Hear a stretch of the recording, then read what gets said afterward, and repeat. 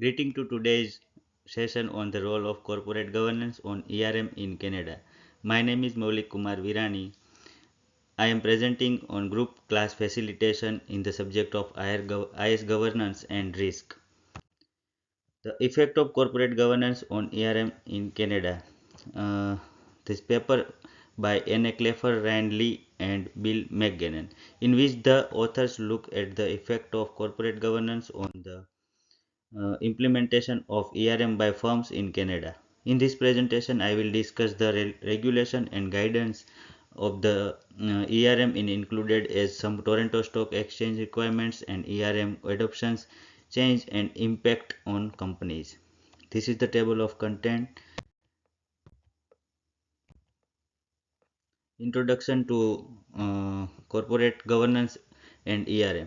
Due to a number of significance filing in 1990s, the corporate governance standards were defined to be tighter. These guidelines clarify responsibilities with respect to boards that are tasked with the responsibility of supervising risk management. As a result, enterprise risk management of ERM appeared as an integrated strategy for managing risk with an organization according to CFI team. ERM is unlike conventional risk management practices where risks are usually contained in various aspects of the organization operations. In the key motivation, these are the key motivation. Several factors have been advanced to explain why a firm may embark on ERM. Self-generated power was the next factor cited by 61% of the companies. Although this factor was attributed the risk manager, this was also an essential motivation whereby 51% of firms stated that their boards supported and actively urged for ERM. Surprisingly, 37% of firms indicated that companies with TSE guidelines was an independent consideration. These guidelines call a holistic approach towards managing business risk, which makes ERM crucial for quite a number of firms. In the research methodology, data for this study was obtained from mail surveys and telephone interviews. The survey questionnaire were mailed out to numbers of Canadian RIMs, and there was a good response percentage with 118 usable responses. In this research, the objectives were to determine how far companies in Canada have implemented ERM, the profile of firms that have adopted it, and the challenging company implementing in encounter. After this, further discussion will be done by Hardik Patel. My name is Hardik Mamukeshwar Patel, and this key finding of ERM adoption. The study showed that the 31% the firm of had already implement the ERM, another 29% were at the engaging research with the view of implementing the someday. At a 40% of them, we are not thinking the implementing it all. Surprisingly, from the firm that has adopted the ERM, most pointed the risk manager, board of the director, and the TSC complementation as a sum of the reason they show some level of awareness or ERM through adoption. Now it's not fully across the board. Some challenging CRM adoption, however, they are surveillance fundamentals challenging that still affect implementations of ERM. Even through ERM attract more attention today. That's in the parts. Some 48% of companies mention that their organization structure pose a problem since there is not support the ERM approach. The secondly big issue was the culture that 42% of the firm mentioned as a large issue in the general resistance to change. Furthermore, 32% said they are the inadequate human capital of support ERM. This is implying that many organizations face difficulty in identifying the skilled human resource needed. Some roles of corporation of governance. The risk management is conducted through corporate governance structure mainly by the TSE guidelines. These guidelines demand that a board take up the strategic leadership in risk management. For the instance, UGC and the All Crowns Corporation in the British Columbia have adopted the ERM because of the adoption of the robust and the strong governance for frameworks for risk management. Thus, they are companies that are success in the linking the governance to risk oversight, and as a result, development the system which allow the manage of risk better. The new trend in risk management, there is therefore evidence that the movement towards ERM has already produced radical changes in the risk management. For example, 49% of firms indicated there has been the improved identify non-operational risk among operational risk management people. This can be seen to be an indication that ERM is encourage some more cross-sectional cooperation within the department specialization. It's 45% of companies have integrated company-wide risk management guidelines, and 64% have observed the higher integration across the different risk management functions. These changes show how ERM is slowly but steadily bringing the management of risk in the organization through organizational culture changes.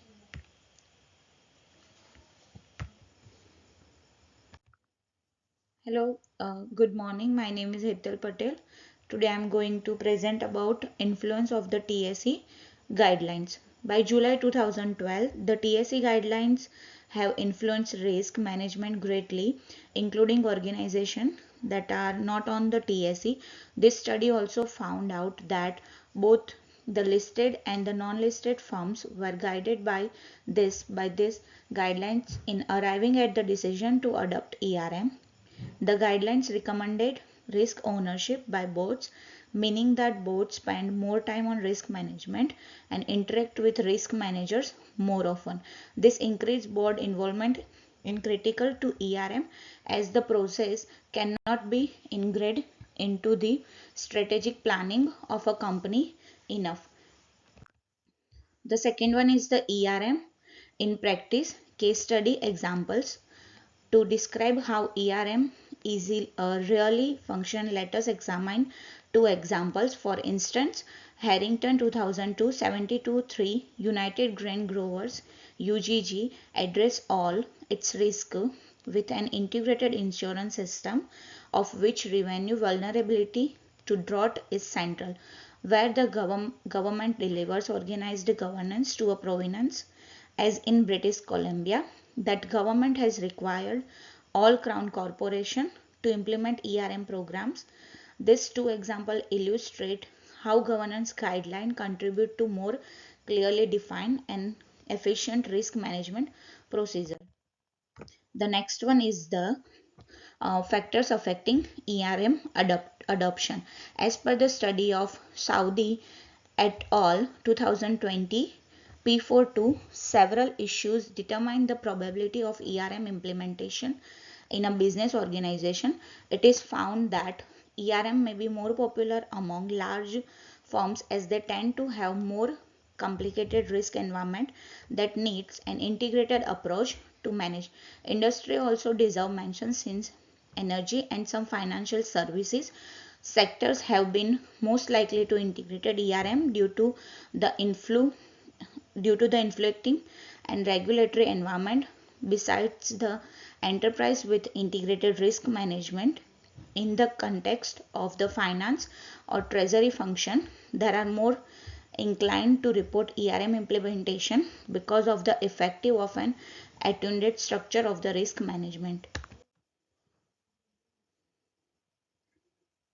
The next one is the risk financing strategies. ERM adaptation also affect the management of risk financing among the companies. Today, there is often the use of blended risk contracts and multi-year contracts to address operational risk. However, trends for the future are much more progressive and include risk financing based on securitization, implementing multi-trigger policies and captive. This shift would suggest that firms are moving from insurance type solution to end-to-end and less rigid and more harmonious with their overall ERM strategy as it were. Thank you. Now the next topic will be discussed by one of my colleague Asha. Hello, my name is Asha. First of all, I am presenting benefits of ERM implementation. Another related for ERM that commonly arises is that it supports risk management integration across organization departments so that costs are reduced and risks are managed differently.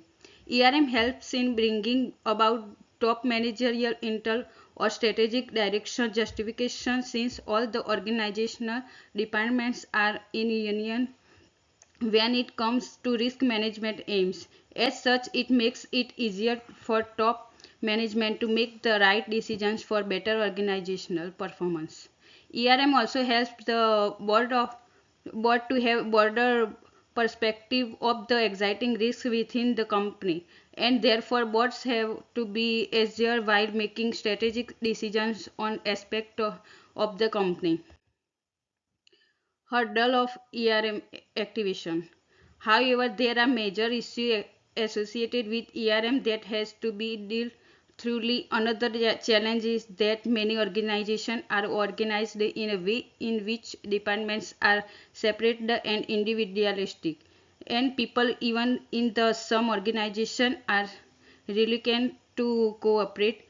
They also cause constraints on the amount of funding that can be available for ERM initiatives. This is limiting the kind of tools and training that may be available to companies. Furthermore, calculating risks for different departments and incorporating them into a singular plan for for a very easy thing to do. Conclusion. Therefore, there is the growth in the implementation of ERF due to several factors such as corporate governance benchmark like the TSC.